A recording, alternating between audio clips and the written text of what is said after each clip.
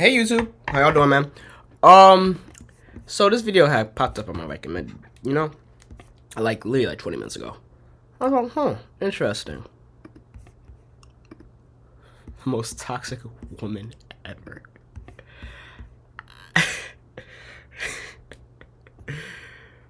Oh boy. Oh, Mary Jane. Oh, Mary Jane. This is specifically for my Spider-Man fans, bro. Specifically for my Spider-Man fans. Let's check this out, bro. Will you marry me? Mary Jane! I already expressed my love for Spider-Man in my previous video. But what I didn't tell y'all is there's one character from the Spider-Verse that I absolutely despise. Solely because of how much they put Peter Parker through. It's not any diabolical evildoers like Green Goblin, Carnage, or, worst of all, The Wall. But possibly worse, Mary Jane Watson from the 2002 Spider-Man. You're probably wondering why? Why? What did she do that could be so bad? Well, if we're being... Oh, Jesus. I'm gonna show you. I'm going to go through... We're being honest. This girl was really toxic. She really only loved this man because he was Spider-Man. That's the only reason why she loved him. Was because he was Spider-Man. She ain't never liked him any other way. But ever since she found out he was Spider-Man, she wanted to act different and fall in love with the dude. It's a shame, bro. Every toxic and manipulative thing she did to Peter Parker. And not just him either, but all the men she was with. And by the end of this video, you'll finally understand why she's the most toxic woman ever. Treat me like what don't get me dirty. Oh boy, yeah. First, I'm gonna start it off with the original Spider-Man movie, Spider-Man 1. You would expect this, being the first movie, for it to be a little more calm, but no. She's a bad person. So first thing we see from her is that she stops the bus for Peter. Very nice act, selfless act. And you realize she's dating the bully. And that pretty much negates any act of kindness she does for Peter or anybody else who gets bullied by him. And it's like, maybe she doesn't know. No, she knows. He does it right in front of her, and she doesn't care. You think a little, Flash, stop. It's gonna do anything? Then after Peter gets his powers, we find out she doesn't have the best of dads, so makes total sense now. And Peter, being the good guy that he is, he just tries to chop it up with her to cheer her up a little. And it was working too. I mean, look at the face. You could tell she was falling in love. She was liking that shit. I gotta go. Or not. And eventually she breaks up with Flash on graduation day of too, which is that's ruthless. That's like equivalent to telling your grandma she has cancer on her birthday. That's foul. But I can't lie, it's not the worst thing she's even done yet. Because then she gets with Peter's best friend Harry. But him getting with MJ was probably the worst decision he made. But think about it though. She did all of this in a span of weeks. She dates Peter's bully, breaks up with him, then dates Peter's best friend. What the fuck? What the fuck? Makes no sense. She does not care about him at all. So first thing she does is let Peter know that she's dating his best friend. And then she tells Peter, we should go out for lunch sometime. Don't tell Harry. Okay. Kinda really sus, but it's not cheap. I didn't realize how terrible she was until last month when I rewatched. But for real though. Realize how messed up. For real though. Like, as a kid, I didn't pay attention to that stuff, bro. I was like, oh my god, Spider-Man. He gonna get the girl at the end of the movie. Spider-Man. Bro. It's different when you've grown up and you're older, more mature, you've seen things. This girl right here was toxic. This kissing. Okay, so one, she doesn't know the dude, so she doesn't know it's Peter. So as a random dude, you shouldn't feel happy for Peter. She thinks she's kissing some other dude. Two, she's cheating on Harry. And three, she doesn't know the dude. Again, that's nasty. And this is all to say thank you because he saved her once? You're telling me the homeless dude I gave money to yesterday should be trying to make out with me just because I gave him $1? And the worst part about this is that right before this, she was still flirting with Peter, so it seemed like she was gonna cheat regardless. Peter asked how her and Harry were doing. She said, why so interested? And the most messed up part is there is not an ounce of remorse in her face. We don't get to see her reflecting on her actions. Nope. If anything, she's open about how much she loves Spider-Man. She was on the phone with Harry talking about, he's just incredible. So incredible. But anyways, I gotta go to bed. Don't let the bed bugs. Bye. Like, Harry did not catch a break. Next thing that happened is that he walked in on Peter pretty much risen up his girl. And again, I gotta backtrack. Mary Jane came talking to Peter, who she knows for sure at this point. If she doesn't know, she's just who she knows for sure likes her. She came to him to talk about how much she loves Spider-Man while still dating Harry. And look how happy she is to talk about this. Like, what's wrong with you? Like, I'm glad Goblin kidnapped her because she deserved at least a little bit of bad karma for this. I don't even know how she survived this whole situation. Her forearm strength must be insane. Look at that catch. Look at it. And then by the end of the first movie, when her and Harry are broken up, she decides the best place for her to confess her feelings to Peter is at Harry's dad's funeral. Wow. Standing ovation. We're off to an amazing start. So at the end of the first movie, after Mary Jane confesses, he said, "Look, I love you too, but I can't be your man. I got enemies, bro." Even though he don't know that. Even though she don't know that. He's like, "Look, I love you too. I can't right now, bro. I can't. I always love you, but I can't." And then she gets mad, and then goes off and dates some, and then goes off and barely talks to him, and then marries some other guy. Peter, he pretty much told her, I gotta do my own thing since I'm Spider-Man, but do my you thing. don't know that, so I just gotta do my own thing. So the first time we see her is at Peter's birthday party with her, Harry, and Peter, which is like probably so awkward. I don't think I'd be able to do it. And Mary Jane starts this movie off hot. I cannot hold you. This is the most toxic she's ever been. So first thing she does is go up to Peter and try forcing him to confess that he loves her. She was busting out all the stops, the face touch, the eye contact, and she almost got him too. She had my boy Peter saying, Chad, y'all gotta watch it, man. MK Ultra levels of manipulation. But Peter held it down and didn't say a up. word. He didn't confess any feeling. And I know this got her tight. Look at her face. And right after, she does one of the most petty things I've ever seen in cinema history. She immediately walks away and says, by the way, I'm seeing somebody. And just sits there and waits for my boy Peter. What? you just sat there for 3 minutes trying to have me tell you how much I love you. I said, I can't right now. I can't. You, oh my god. Anyways, just so you know, I'm seeing this other guy, and you know, he's hitting in all the right places. Bitch, what? Bitch, what?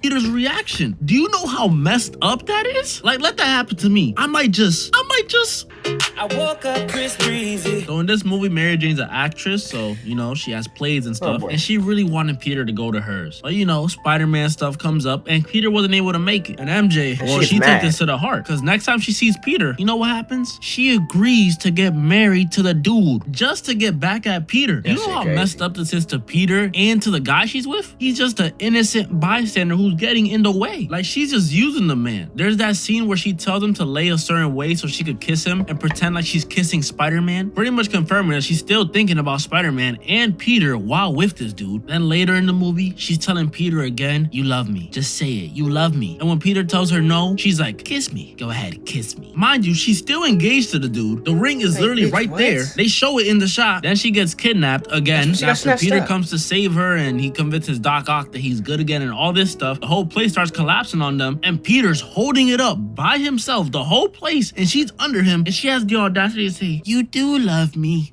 Bitch, what? Get out the way! And at the end of the movie, after they do all this lovey-dovey, confess love stuff, she does one of the most messed up things I've seen in my life. So at this point, we know the guy she's married to, Jameson, she doesn't love him. We know that. She's in love with Peter. So a normal person would call off the wedding and just get with Peter. But Mary Jane, since she's an actress and she wants to be in this fantasy world where she gets to be dramatic as hell and all this stuff, she waits till the day of their wedding and then just runs away to Peter, probably leaving the dude with years and years. And bro, that face, I felt so bad for this guy. I felt so bad for this guy because it wasn't even his fault. He had nothing to do with that. From his perspective, she fell in love with another dude. And she went all the way through it, all the way up to the wedding. This man's biggest moment of his life. And she just runs away. That shit's crazy, bro. That's his canon event, man. I think this guy's Miguel. He turns into Miguel. Definitely, Chad. And I'm talking years of emotional damage. Like, that man is DTB for life. He ain't trusting no one. And by the end of this movie, she confesses to Peter again. And she pretty much says they'll be together no matter what. Him being Spider-Man, him being Peter Parker, it doesn't matter. They're gonna get through it all together. And if you watch the third movie, you know that's Cap. Cap. From a cinematic standpoint and from the Mary Jane standpoint, this is probably the worst one. Still my favorite though. So at the beginning of this movie, Mary Jane's still an actress, but now she's like big, like Lizzo, fame-wise. And her and Peter are truly in love now. Like, nothing could go wrong. Peter was even ready to get engaged and everything. But then, you know, it's Mary Jane, so nothing could ever be normal in a relationship. She gets fired, which wasn't her fault, okay? That's normal. But normally people who get fired don't start to envy their partner, because that's exactly what Mary Jane does. She starts to get mad at Peter for being Spider-Man, when in the last movie, she literally just accepted that he was Spider-Man and there are things that come with being Spider-Man. So now she's jealous? But let me slow down. I'm not gonna act like Mary Jane is all bad, because Peter was tweaking in this movie. They love me. He really kissed Gwen. Yeah, he was tweaking though. He was like, they love me. Like, no, Peter was on one in this movie, bro. In a crowd full of people, knowing his girlfriend is right there. Like, he just said bye to her a second ago and he still kissed her in front of everyone. And I thought he would apologize. I honestly did, but he just said, oh, that's just a girl from class. This man is the worst gaslighter on the planet. Yeah. Mary Jane is still an L though, because when she was mad at Peter, she had the audacity to tell him that's our kiss, when she was doing the same thing in the last movie with her fiance. Mary Jane eventually actually forgives Peter, not being petty at all. She comes to him saying she wants to be there for him and she knows he made a mistake and she forgives him. And like I said, Peter was tweaking this movie. He literally hits her with a, okay, I don't need your help. And since Peter was being so rude to Mary Jane, she thought that the only way to get back at him was to go back to her own hang out with Harry. So she cheats on him with Harry. Like, I woke up Chris Breezy. I would say I didn't see this coming, but she cheats on someone in every single Spider-Man movie. She is literally 3 for 3. So then now Peter comes to apologize to her. This is so toxic. He starts saying he loves her and she's like, no, we can't be together. No. There's someone else. I've fallen in love with someone else. But why is there always someone else with this girl, bro? Look at his face! Look at his face, bro. Look at my man's face. His face says it all. I don't have to say anything. Chat. His face says it all. Come on. Come on. Come on. Come on. Like, are you serious? Harry made her do that? No. I think that's bullshit. You can't make someone do that, bro. You're your own person. You have your own mind. If you're strong enough, you can do that. You can do it. Like in that situation, no. I don't want to hear that shit. Harry manipulated her to where she made it seem like that Peter's just a severe bad guy. So she forgets everything about Peter. She forgets everything about him. What? Come on, man. I woke up Chris. But it turns out it was Harry who was behind it all, and he just wanted to demoralize Peter. But she did actually cheat though. That was she cheated. So now to get back at MJ. Don't say in defense of Harry made it. She still cheated. I don't give a damn. Hey, yo, this back. Like, he had a baddie right here. Peter takes Gwen Stacy to the bar where MJ works and just starts dancing with her. Definitely the most cringe sequence in the movie. Gwen Stacy honestly deserves so much better in every single movie. If it's not her back getting broken or her best friend dying, it's this. And I know I made that Chris Breezy joke a second ago, but Peter actually slaps her. He slapped the fuck out of her. Eventually, she deserved Mary Jane gets kidnapped. And again, she saves herself. I'm telling you all that forearm strength. And both of her exes team up to stop the villains. Harry dies though, so I guess she chose the right one. So the movie ends with Peter and MJ, I guess, forgiving each other or something. I don't know, it's pretty vague. They just kind of hold hands and smile at each other. And I could presume they lived happily ever after. As y'all can see though, the 2002 MJ is clearly the most toxic woman ever. But it's not just her. All Mary Janes are like this. There's the 1994 MJ. Nah, this chick right here, bro. She was crazy. She literally jumped off a building so Peter could prove that he loved her. And then there was that one time she got sent to another dimension and she eventually came back, but it turned out that wasn't her. That was a water clone, which makes sense because the bitch wasn't crazy. The real MJ actually got remarried in the other dimension to a dude named Paul and forgot about Peter Parker. Then There's the new MJ, Zendaya, who I wasn't gonna mention at all, but as I was recording this video, the trailer for her new movie came out. And clearly, she's the worst one of all. I really thought she was super innocent, but no, she was getting tag teamed in that trailer. Mary Jane being a thought has to be a canon event. My condolences go out to Tom Holland. As I said earlier, I mean, there's no condolences. He got his get back. He got his get back. Oh, MJ is the most toxic woman in the universe. My fellas watching this, try to avoid women like this. Because even if you give them the world, the second they go to another dimension, they'll leave you for a guy named Paul. And moral of the story? Oh man, shout out to this guy, man. What's his name? Derek FDB. Shout out to him, man. Great video, bro. He ain't lying though. He spitting true facts right there, bro. She was tweaking.